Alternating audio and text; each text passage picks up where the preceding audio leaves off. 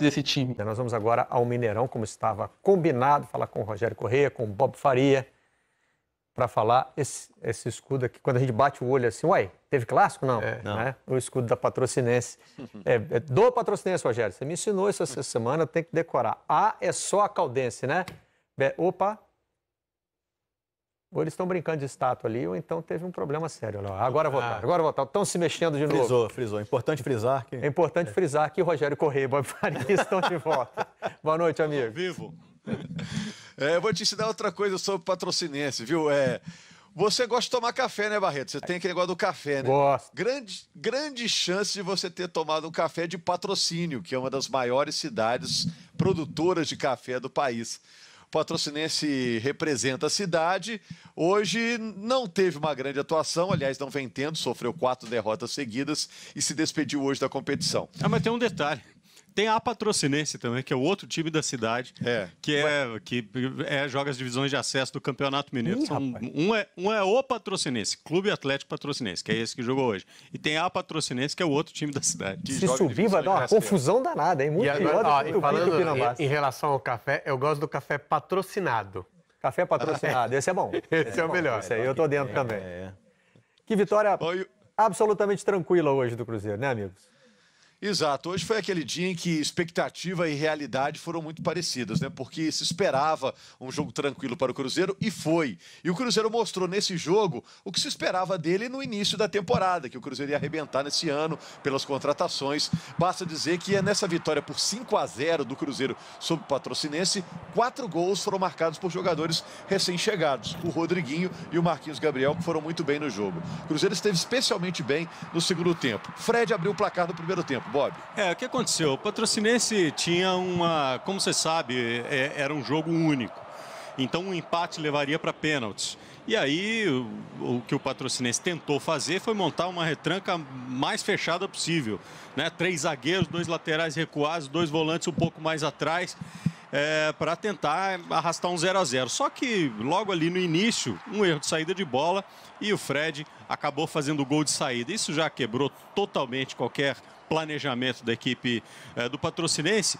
E assim, mesmo que a gente dê o desconto, né, porque inclusive no segundo tempo o Patrocinense tirou um dos zagueiros, colocou mais um atacante, ou seja, abriu o time, e isso criou mais espaços, tanto para o Rodriguinho quanto para o Marquinhos Gabriel. O Fred foi determinante, não só pelo gol que fez, mas pelos passes, e ele hoje é o jogador no Brasil que faz essa função com mais qualidade, né, do cara que prepara a jogada, que joga de pivô, que abre espaço para quem vem de trás, e os caras que estão vindo de trás estão vindo muito bem.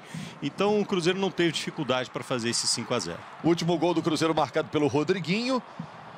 Agora, muita gente apostava que o Marquinhos Gabriel, Bob, não fosse dar certo no Cruzeiro.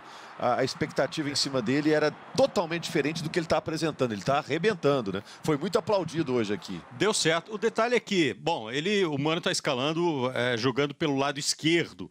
E ali quem briga pela posição com ele é o David, que nessa temporada está se recuperando, está indo bem. O Rafinha, que era titular o ano passado, esse ano está tendo um pouco mais de dificuldade, ele está se encaixando. Mas também já jogou pelo meio de campo, jogou assim contra a Caldense, e hoje terminou o jogo jogando pelo lado direito. Um jogador super versátil, que está trabalhando muito bem. E o Rodriguinho, né, fazendo chover. Está jogando muita bola, o Rodriguinho. Esses 3 e o Fred, do jeito que ele joga ali da frente, né, de costas para o gol, na maior parte do tempo, abrindo espaço para quem vem por trás, aí o Cruzeiro está chegando com muita qualidade na frente. O Cruzeiro segue invicto na temporada. Dos times da Série A e B do futebol brasileiro, é o único que ainda não perdeu nesse ano.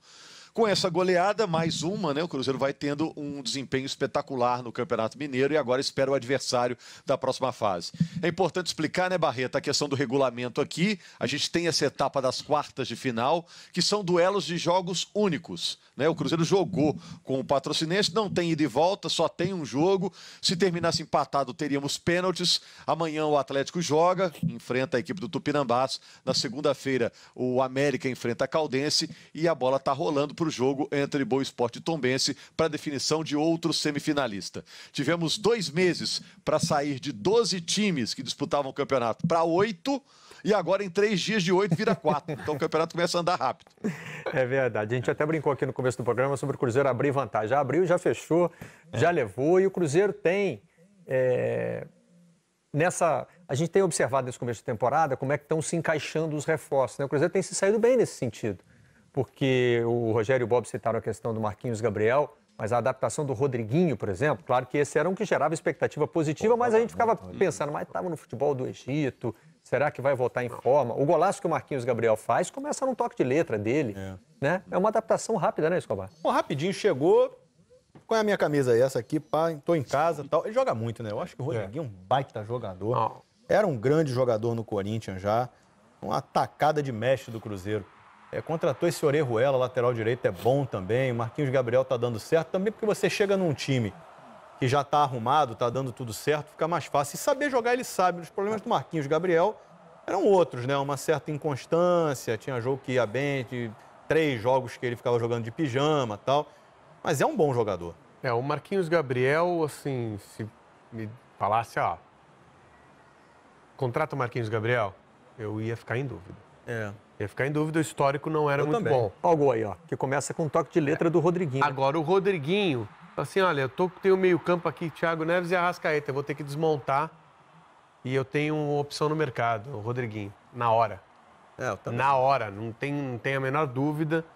Isso resolveu o problema do Cruzeiro e o time tem um trabalho bem formado de muitos anos, então fica mais fácil para que os jogadores entrem e se adaptem com facilidade, principalmente quem sabe jogar, né? Ô Marcelo. Oi, Bob. O detalhe esse que o Escobar falou, que de vez em quando ele jogava meio de pijama e tal, dava uma sumida.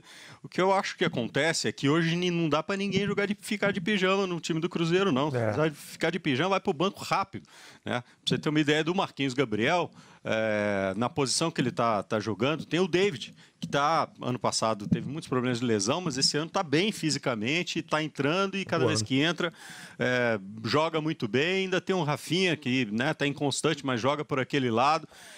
Daqui a pouco volta o Thiago Neves, né? E aí o Mano, acho que ele vai achar uma forma de jogar com o Thiago Neves um pouco mais para o lado, o Rodriguinho por dentro, ou ele vai acabar fazendo um 4-4-2 ali, alguém vai ter que sair do time. Então não dá para ficar ninguém de pijama nesse time não, viu? O Mano Menezes falou justamente sobre o elenco, sobre as peças que ele ainda tem para encaixar, como o Thiago Neves, né? Sabe que essa questão do Marquinhos Gabriel é bem interessante, porque, como o Bob falou, não dá para ficar de pijama, mas ele ficava de pijama no Corinthians, enfrentando a disputa por posição de uns jogadores piores do que ele enfrenta hoje no Cruzeiro, permanecia 3, 4, 5 jogos no banco de reservas.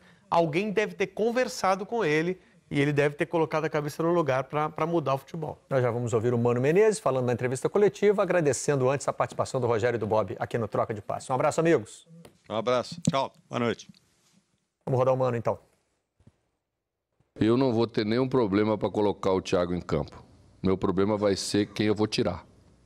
Né? Eu imaginei. Esse é que é o problema. Mas a gente vai resolver, como a gente resolve todos os assuntos aqui, com a confiança que os jogadores têm no trabalho que a gente faz. Eu acho que mais do que